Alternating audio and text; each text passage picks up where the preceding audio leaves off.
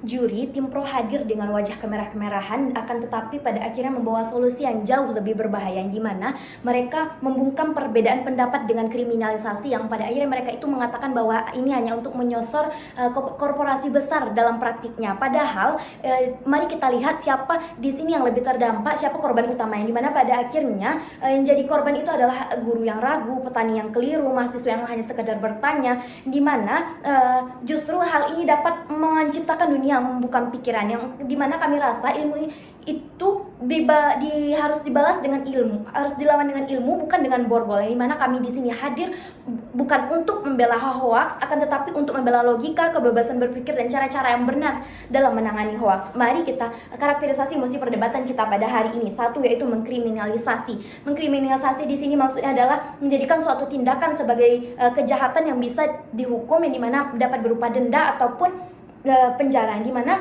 di sini bukan cuma soal memberi sanksi, tetapi pelaku itu dicap sebagai orang jahat. Ini mana dalam konteks mosi ini, jika seseorang menyampaikan perbedaan pendapatnya soal perubahan iklim, bisa langsung dianggap melanggar hukum. Kemudian yang kedua itu adalah mempromosikan. Mempromosikan di sini adalah menyampaikan ataupun menyebarkan suatu pendapat kepada orang lain, baik lewat obrolan, lewat media sosial ataupun lain sebagainya. Tetapi tidak semua orang bicara soal perubahan iklim ataupun memiliki perpandangan berbeda, memiliki ingin niat jahat ataupun ingin menyesatkan. Bisa saja mereka cuma salah paham, ikut-ikutan, ataupun tidak punya akses informasi yang lebih. Kemudian yang ketiga itu adalah penyangkaan perubahan iklim. Penyangkaan perubahan iklim itu adalah ketika seseorang tidak percaya bahwa perubahan iklim itu terjadi karena ulah manusia, misalnya terjadi karena pembakaran bahan fosil ataupun penggundulan hutan. Di mana tidak semua orang ragu ataupun bertanya soal hal ini bisa langsung disebut sebagai penyangkal, di mana bisa saja mereka sedang mencari kejelasan ataupun bingung dengan informasi yang beredar ataupun memiliki pandangan yang berbeda. Mari kita batasi mesti perdebatan kita pada hari ini. Yang satu, yaitu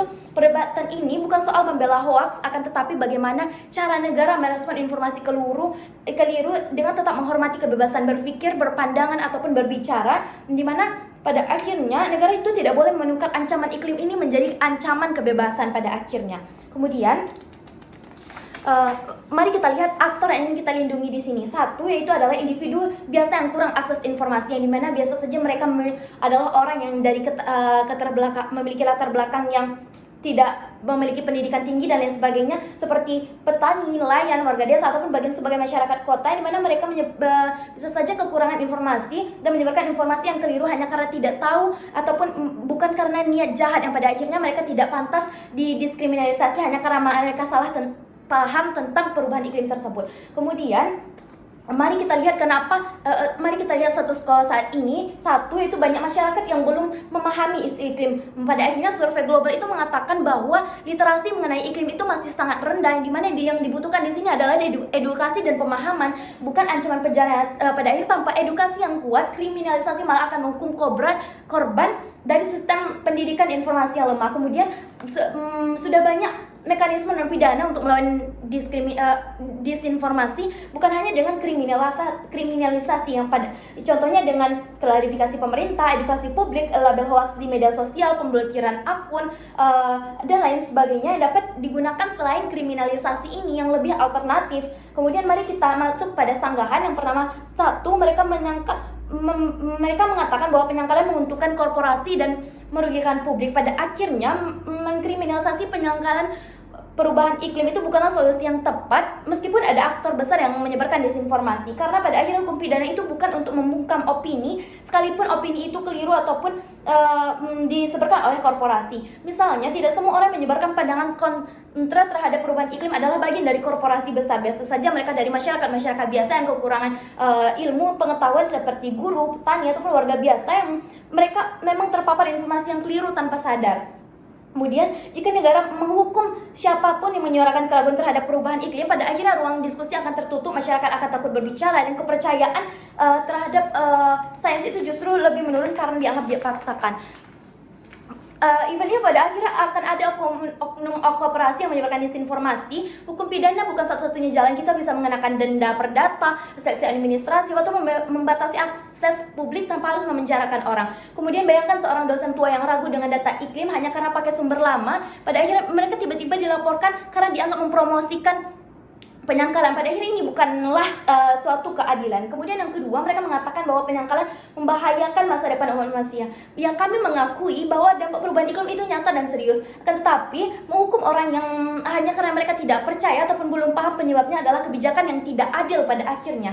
Karena keyakinan ataupun opini seseorang, betapapun kelirunya, tidak bisa serta-merta dianggap sebagai suatu kejahatan. Karena misalnya contohnya ada ibu rumah tangga yang memberikan video dari grup WhatsApp soal cuaca ekstrim yang bukan disebabkan karena manusia, akan tetapi kutukan alam. Akan tetapi itu memang salah secara sains, tapi itu bukan tindakan kriminal yang ia tidak mendapatkan keuntungan dan tidak bermaksud jahat. Pada akhirnya, jika semua bentuk penyebaran opini tidak ilmiah dijadikan kriminal, maka pertama kali yang terkena dampak itu adalah kelompok masyarakat kecil yang tidak punya akses informasi, bukan justru elit korporat. Dimana jika informasi itu berdampak negatif, solusinya adalah menguatkan edukasi publik, mendorong literasi sains, dan memperkuat media yang kredibel, bukan menggunakan penjara untuk memaksa masyarakat percaya. Mari masuk pada argumentasi saya. Yang pertama itu adalah kriminalisasi pada akhirnya membahayakan kebebasan berekspresi dan mengancam demokrasi.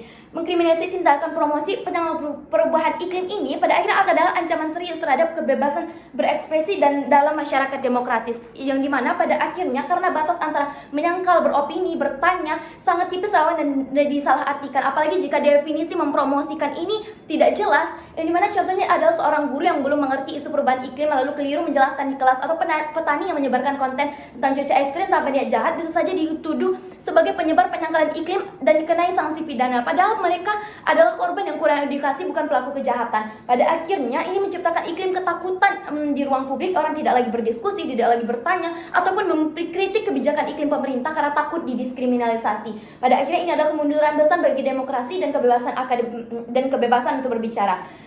Walaupun pada akhirnya jika kriminalisasi ini ditujukan pada aktor-aktor besar seperti korporasi, dalam praktiknya pada akhirnya ini disalahgunakan dan terkena dampaknya oleh masyarakat kecil. Bandingkan dengan pendekatan edukatif, pada akhirnya hoax bisa dilawan dengan literasi, kampanye publik, dan transparansi informasi yang bersifat membangun, sementara kriminalisasi bersifat memaksa dan menakut-nakuti. Bayangkan jika setiap orang yang keliru bicara soal iklim harus diadili, kita tidak hanya kehilangan suara-suara publik, akan tetapi juga menciptakan masyarakat takut untuk berpikir dan bertanya.